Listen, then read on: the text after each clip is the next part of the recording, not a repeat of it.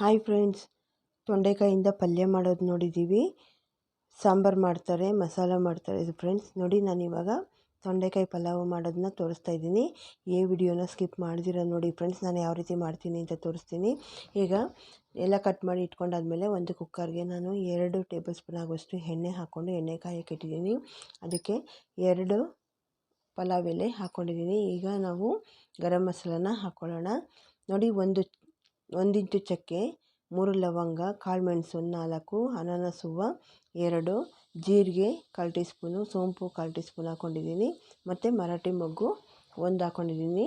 ಈಗ ಹಾಕ್ಕೊಂಡಾದ್ಮೇಲೆ ನಾನು ಒಂದು ದೊಡ್ಡ ಈರುಳ್ಳಿನ ಕಟ್ ಮಾಡಿ ಹಾಕ್ಕೊಳ್ತಾ ಇದ್ದೀನಿ. ನೋಡಿ, ಅದು ಫ್ರೈ ಮಾಡ್ಕೊಂಡಾದ್ಮೇಲೆ ಸ್ವಲ್ಪ ಕರಿಬೇವನ್ನ ಹಾಕ್ಕೊಳ್ತಾ ಇದ್ದೀನಿ. ಮತ್ತು ಶುಂಠಿ ಬೆಳ್ಳುಳ್ಳಿ ಪೇಸ್ಟ್ ಸಹ ಜಜ್ಜಿ ಹಾಕ್ಕೊಳ್ತಾ ಇದ್ದೀನಿ. ಹಾಕ್ಕೊಂಡಾದ್ಮೇಲೆ ಚೆನ್ನಾಗಿ ಮಿಕ್ಸ್ ಮಾಡ್ಕೋಬೇಕಾಗುತ್ತೆ. ಈಗ ನಾನು ಕಟ್ ಮಾಡಿ ಇಟ್ಕೊಂಡಿರೋಂಥ ಹಸಿಮೆಣ್ಸಿನ್ಕಾಯಿನ ಸಹ ಹಾಕ್ಕೊಳ್ತಾ ಇದ್ದೀನಿ. ಒಂದು 5 ಹಸಿಮೆಣ್ಸಿನ್ಕಾಯಿ ತಗೊಂಡಿದ್ದೆ, ಅದನ್ನು ಉದ್ದುದಕ್ಕೆ ಸೀಳಿ ಹಾಕ್ಕೊಂಡಿದ್ದೀನಿ. ನೋಡಿ, ಈಗ ನಾನು ಕಟ್ ಮಾಡಿ ಇಟ್ಕೊಂಡಿರೋಂಥ ತೊಂಡೆಕಾಯಿ ಒಂದು ಅರ್ಧ kg ಆಗೋಷ್ಟು ತಗೊಂಡಿದ್ದೆ. ಎಲ್ಲ ಹಾಕಿ ಚೆನ್ನಾಗಿ ಎಣ್ಣೆಯಲ್ಲಿ ಫ್ರೈ ಮಾಡ್ತಾಯಿದ್ದೀನಿ. ಈ ಥರ ಎಲ್ಲ ಫ್ರೈ ಮಾಡ್ಕೊಂಡು ಆದಮೇಲೆ ನಾವು ರುಚಿಗೆ ತಕ್ಕಷ್ಟು ಉಪ್ಪು ಹಾಕ್ಕೊಂಡಿದ್ದೀನಿ. ಮತ್ತು ಒಂದು ಟೊಮೊಟೊ ಸಹ ಹಾಕ್ಕೊಂಡು ನಾವು ಮಿಕ್ಸ್ ಮಾಡ್ಕೋಬೇಕಾಗುತ್ತೆ.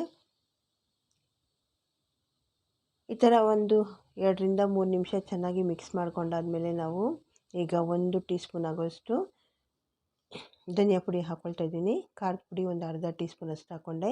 ಮತ್ತು ಪಲಾವ್ ಮಸಾಲ ಸಹ 1 ಟೀ ಸ್ಪೂನಷ್ಟು ಹಾಕ್ಕೊಂಡಿದ್ದೀನಿ. ಹಾಕ್ಕೊಂಡು ಚೆನ್ನಾಗಿ ಮಿಕ್ಸ್ ಮಾಡ್ಕೋಬೇಕಾಗುತ್ತೆ ಫ್ರೆಂಡ್ಸ್. ಈಗ ನಾನು ಸ್ವಲ್ಪ ಕೊತ್ತಂಬರಿ ಸೊಪ್ಪು ಸಹ ಹಾಕ್ಕೊಂಡಿದ್ದೀನಿ.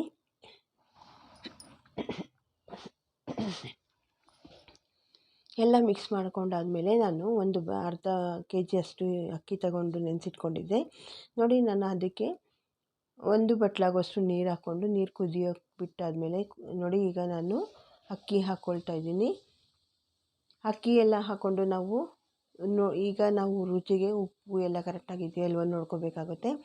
ಇದಕ್ಕೆ ನಾನು ನಿಂಬೆ ರಸ ಆಗಲಿ ಮೊಸರು ಆಗಲಿ ಏನೂ ಹಾಕಿಲ್ಲ. ಯಾಕೆ ಅಂದರೆ ಇದರಲ್ಲೇ ಸ್ವಲ್ಪ ಹುಳಿ ಇರೋದ್ರಿಂದ ನಾನು ಹಾಕಿಲ್ಲ. ನೋಡಿ, ಈಗ ಕುದೀತಾ ಇರಬೇಕಾದ್ರೆ ನಾನು ಲಿಡ್ ಕ್ಲೋಸ್ ಮಾಡ್ಕೊಳ್ಳೋಣ.